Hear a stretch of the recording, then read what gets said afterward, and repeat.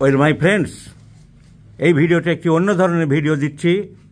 সাধারণ মানুষ যারা একটু বাড়িতে হোমিওপ্যাথিক বইপত্র পড়ে, পড়াশোনা করে, যারা হোমিওপ্যাথি ভালোবাসে, বাংলা বইগুলো আছে যেসব পড়ে, এবং আমি অনেককে নরেন বন্দ্যোপাধ্যায় বা অন্যান্য বই পড়তে বলি, তারা পড়ে এবং তারা এত আমার ভিডিওগুলো দেখেই প্রায় অনেক কিছু শিখে গেছে, সাধারণ চিকিৎসা সম্বন্ধীয় জ্ঞান এবং হোমিওপ্যাথি ওষুধ সম্বন্ধে জ্ঞান।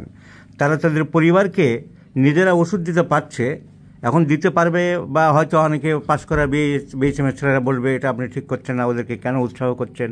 এসব ভুল কথা ভাই। মানুষ জ্ঞানের জন্য সব কিছু করতে পারে, যে কোনো মানুষ জ্ঞান অর্জন করতে পারে। এরা হোমিওপ্যাথির পাশাপাশি যা কাজ করছে, পাশাপাশি হোমিওপ্যাথি শিক্ষা লাভ করছে, হোমিওপ্যাথি পড়াশোনা করছে, সে তো আর সাইনবোর্ড দিয়ে বাজারে বসে আমি ডাক্তার আমাকে রোগী দেখাও বলছে না, কিন্তু রোগীদের প্রতি বাড়ির লোকদের চিকিৎসা করতে পারছে, এবং যখন এখানে আলোচনা করছে একটা সঠিক ঔষধ বলতে পারছে, আমি দেখে অবাক হয়ে যাচ্ছি। এই রবিউল ইসলাম আমার সামনে দাঁড়িয়ে আছে, আমডাঙ্গাতে থাকে। এই ওর ওয়াইফ, এই ওর ছেলে। অবাক কাণ্ড, ওর ওয়াইফের বললো স্যার অন্যান্য হোমিওপ্যাথি ডাক্তার দেখাচ্ছিলাম, তারা কি দিচ্ছিল, কাজ হচ্ছিল না, আমি আপনার ভিডিও দেখে পালসিটিটা সিলেকশন করলাম, ভালো আছে। ওর ছেলে বললো যে অন্য ডাক্তাররা অ্যাসপিডোস মাদার এটা ওটা দিচ্ছিল, বলে আমি ক্যালকিরিয়া সিলেকশন করলাম, ছেলে ভালো আছে। তুমি পড়াশোনা করো না, হোমিওপ্যাথি ডাক্তার না, তুমি কী করে সিলেকশন করলে? স্যার আপনার 10টা ভিডিও দেখে তার নির্যাস, তার জিস্ট নিয়ে আমি দেখেছি এই ওষুধই আসবে। অবাক কাণ্ড। এই ওর ওয়াইফ, এই তো সেই পালসিটিলে আসলো,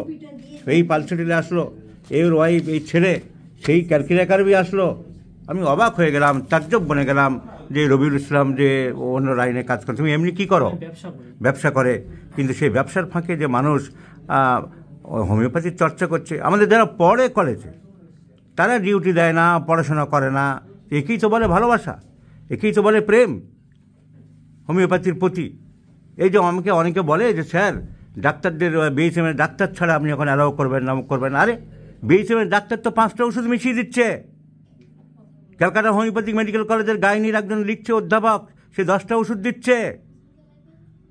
এনআইসির প্রেসক্রিপশন আসছে, ন্যাশনাল ইনস্টিটিউট অফ হোমিওপ্যাথির একটা ওষুধ ঠিক হচ্ছে না, অ্যান্টিমক্রুড বানান জানে না। কি বলবে তারা আমার এই ভিডিও দেখে? এই রবিউল ইসলাম ব্যবসা করে, আমার ভিডিও দেখে ওর ছেলের জন্য ক্যালকিরিয়া কার্ব, ওর ওয়াইফের জন্য পালসিটিলার সঠিক ঔষধ নির্বাচন করেছে। রবিউল ইসলাম, তোমাকে আমি স্বাগত জানাই।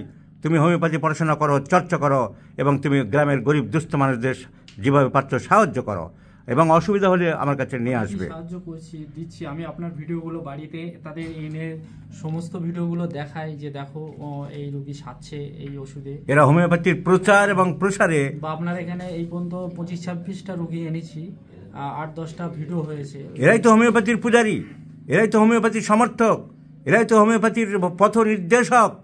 এদেরকে অবহেলা নয়, যারা বলে তারা ভুল বলে, তা আর একবার আমি প্রমাণিত করে দিলাম। রবিউল ইসলাম, তোমাকে অসংখ্য ধন্যবাদ।